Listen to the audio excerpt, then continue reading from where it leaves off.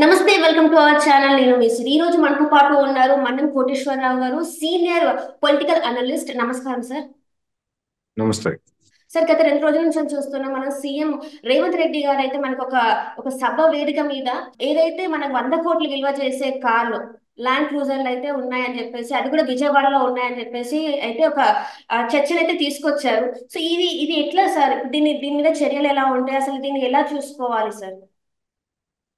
అంటే రాష్ట్రం ఆర్థికంగా ఇబ్బందుల్లో ఉన్నప్పుడు చేసేటువంటి ఏ చిన్న ఖర్చు అయినా కానీ విమర్శలకు దారితీస్తుంది అనేటువంటిది ముందుగా గమనించాలి. Right sir. ఉదాహరణకి సచివాలయ భవనాల్ని ఉపయోగించుకోవచ్చు. అవి మరీ అంత శిథిలమైనటువంటి పరిస్థితిలో లేవు.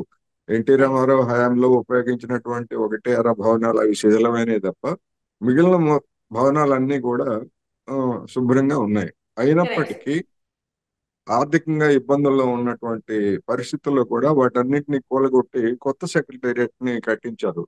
అది రైట్. కేసీఆర్ ప్రాపకం కోసం లేదా పేరు కోసం చేసింది తప్ప నిజానికి అవసరం లేదనేటువంటిది అప్పుడే విమర్శలు వచ్చాయి.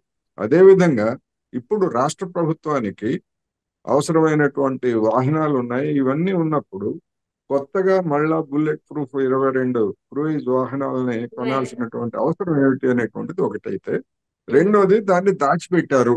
ఎందుకంటే మంత్రివర్గ సమావేశాల్లో ఏదైనా నిర్ణయాలు తీసుకుంటే ఆ, మేము ఈ వాహనాలు కొనాలని నిర్ణయించాము, పోలీస్ శాఖనో లేకపోతే ముఖ్యమంత్రి కనో, అదేమి తప్పేం కాదు. నిజానికి అవసరం ఉంటే కొనొచ్చు. కానీ రైట్. అంత ఖర్చు పెట్టి ఆర్థికంగా ఇబ్బందుల్లో ఉన్నటువంటి స్థితిలో అసలు దాన్ని అనౌన్స్ చేయలేదు. Right sir. ఇది ఇది విమర్శలకు దారితీస్తా ఉంది. రెండోది నిధుల దుర్వినియోగం అనేటువంటిది స్పష్టంగా కనిపిస్తా ఉంది. అదే సార్, ట్యాక్సెస్ విజయవాడలోనే కూడా. ఎస్, ట్యాక్సెస్ కూడా విజయవాడలోనే అక్కడ కట్టాల్సి వస్తుంది అని చెప్పి, అంటే అక్కడ గవర్నమెంట్ కి వెళ్ళిపోయింది. ఎందుకంటే ఇక్కడ తీసుకోలేదు కాబట్టి ట్యాక్సెస్ ఏదైనా కూడా మొత్తం ఆ స్టేట్ కి వెళ్ళిపోయింది అని చెప్పేసి చెప్తున్నారు సార్. సో ఇందులో ఏమైనా ట్యాక్స్ సార్. ట్యాక్సెస్ అంటే ఎక్కడ రిజిస్ట్రేషన్ అయితే అక్కడ ట్యాక్సెస్ ఉంటాయి. ఎందుకని రైట్. అక్కడ వాహనాల తయారీకి లేదా బుల్లెట్ ప్రూఫ్లు, ఏసీ ఇట్లాంటి వాటి అమర్చడానికి అక్కడ ఉన్నాయనేటువంటిది తప్ప అక్కడ రిజిస్ట్రేషన్ పని కాదు. అందుకని రైట్. అక్కడ అవన్నీ పనులు చేయించుకొని వాటిని తీసుకొచ్చి ఎక్కడైనా రిజిస్టర్ చేసుకోవచ్చు. కొన్నది విజయవాడలో కాదు, కొన్నది వేరే చోట కొన్నారు. వాటికి అవసరమైనటువంటి మార్పులు చేర్పులు తీసుకురావడానికి విజయవాడ తీసుకొచ్చారు. విజయవాడ ఎందుకు తీసుకొచ్చారంటే విజయవాడలో జపాన్ టెక్నాలజీతో పనిచేసేటువంటి సంస్థ అక్కడ నిర్వహిస్తా ఉంది కనుక అని చెప్పారు. అందుకని అది రైట్. తప్పు కాదు. వాళ్ళు అది అయిపోయిన తర్వాత తీసుకొచ్చి ఇక్కడ రిజిస్టర్ చేసుకోవచ్చు తెలంగాణలోని. ఎందుకంటే ఏపీలో రిజిస్ట్రేషన్ చేసుకున్నటువంటి వెహికల్లో అది కూడా మళ్ళీ పెద్ద వివాదమే అవుతుంది. ఎందుకంటే గతంలో ఆంధ్రప్రదేశ్ ఏపీ పేరుతో ఉన్నటువంటి రిజిస్ట్రేషన్లు అన్ని కూడా తెలంగాణ పేరుతోటి మార్చుకోవాలని రాష్ట్ర ప్రభుత్వం పెద్ద ఎత్తున హడావుడి చేసింది. అవును, అది అవును. వాహనదారుల మీద భారం మోపుతుంది. ఆ భారాన్ని మేమెందుకు భరించాలి రాష్ట్రం మారినంత మాత్రాన అని చెప్పేసి తీవ్రమైన నిరసన రావడంతో దాన్ని మానుకొని కొత్త వాహనాలకు మాత్రమే టిఎస్ అనేటువంటిది నిబంధనలకు వచ్చాయి. రైట్ కానీ సార్. అది సమస్య కాదు. కాకపోతే ఏంటంటే దుర్వినియోగం, నిధుల దుర్వినియోగం ఇబ్బందుల్లో ఉన్నప్పుడు ఆ, దుబారా వ్యయం అనేటువంటి యాంగిల్లోనే మనం దీన్ని చూడాలి. అది నిస్సందేహంగా దుబారానే, అవసరం లేదు అటువంటి ఖర్చు అనేటువంటి. సార్. ఎందుకంటే ముఖ్యమంత్రి అసలు సెక్రటేరియట్ కి వచ్చినటువంటి పాపాన పోలేదు అవును. గడిచినటువంటి పాలనా కాలంలో. అదే అందువల్ల సార్. ఇప్పుడు ఎక్కడి నుంచి ఎక్కడికి రావడానికి సెక్రటేరియట్ కు రావడం అనేటువంటిది అసలు దీనికి కూడా వస్తారా రారా అన్న అనుమానాలు వచ్చాయి. సరే, అవసరం లేకుండా పోయింది. అందుకని అంటే ఫామ్ ఖచ్చితంగా హౌస్ కి ఇది వెళ్ళడానికి మాత్రమే ఇది తీసుకున్నారంటారా సార్? అంటే ఒకవేళ అది గెలిస్తే తప్పు కదా. ఫామ్ హౌస్ మూడోసారి కూడా సెక్రటేరియట్ గెలిస్తే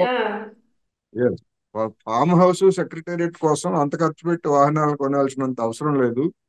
బంగారు తెలంగాణ వాటిని భరించేటువంటి పరిస్థితిలో లేదు అని మనం చెప్పుకోవాలి. Right sir.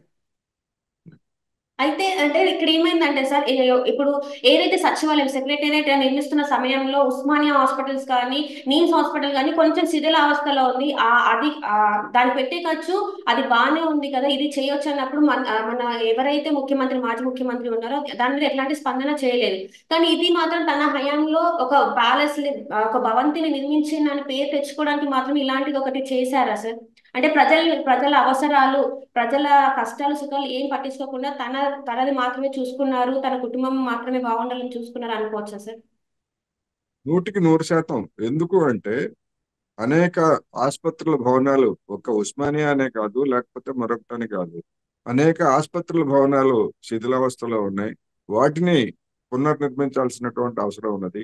రెండవది, హైదరాబాద్ లో కానివ్వండి లేదా ఇతర పెద్ద పట్టణాల్లో ఒక ఆసుపత్రికి మించి 2, 3 ఆసుపత్రులను కూడా నిర్మించి జనానికి అందుబాటులోకి తీసుకురావాల్సినటువంటి అవసరం ఉన్నటువంటి పరిస్థితుల్లో ఆ విధమైనటువంటి దుర్వినియోగం చేయటం అనేటువంటిది 100కి 100 చేసినటువంటి ఒక బాధ్యత రహితమైనటువంటి వ్యవహారం తప్ప మరొకటి అయితే కాదు. ఎందుకంటే ప్రతి పైసాకి జవాబుదారీగా ఉండాల్సినటువంటి పాలకులు శుభ్రంగా ఉన్నటువంటి పక్కాగా ఉన్నటువంటి సచివాలయ భవనాలను కోలుకోవటం అనేటువంటిది ఫూలిష్నెస్.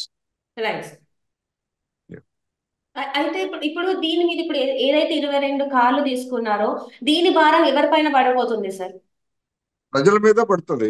ఎందుకంటే ప్రభుత్వ ఖర్చుతో కొన్నారు, ప్రజల మీదనే పడుతుంది.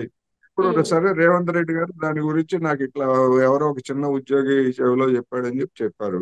రైట్. ఇప్పుడు మరి వాటిని రాష్ట్ర ప్రభుత్వం వాటిని తీసుకుంటుందా లేదా అంటే అనివార్యంగా తీసుకుంటుంది. అయితే వాటిని ఉపయోగిస్తారా లేదా, లేదా ఎవరైనా ఆ వాహనాలను కొనుగోలు చేయాల్సి ఉంటే, కొనుక్కోవడానికి ఆసక్తి కలిగి ఉంటే వాళ్ళకి అమ్మేస్తే అది ఇంకా గౌరవప్రదంగా ఉంటుంది రేవంత్ రెడ్డి గారికి. అలా కాకుండా రైట్. కేవలం ఇప్పుడు కేసీఆర్ చర్యను విమర్శించి ఆ వాహనాలనే మళ్ళా రేవంత్ రెడ్డి గారు ఉపయోగించారనుకోండి, అంటే ఒక ప్రచారం కోసం లేదా మా మీద దాడి చేయడం కోసమే దీన్ని ఉదంతాన్ని ఉపయోగించుకున్నారు, తీరా మళ్ళా వాళ్ళే ఉపయోగించుకుంటున్నారు అనేటువంటి విమర్శలకు కూడా దారితీస్తుంది. అందుకని రేవంత్ రెడ్డి గారు ఆ వాహనాలని ఏం చేస్తారు ఏమిటి అనేటువంటిది ఇప్పుడు ఆసక్తికరంగా మారిందనేది మనం గమనించాలి. అలాగే సార్ ఇప్పుడు ఏంటంటే ఇప్పుడు ఎవరైతే అంటే ఇప్పుడు మాజీ ముఖ్యమంత్రి అయితే ఈ 22 కాలం తీసుకున్నారు. సో దీని మీద ఎలాంటి చర్యలు ఏమైనా తీసుకోలే ఆస్కారం ఉందంటారా సార్? అదేమి కొత్త వాహనాలను కొనటం అనేటువంటిది అక్రమాల కిందికి రాదు. మనం రైట్.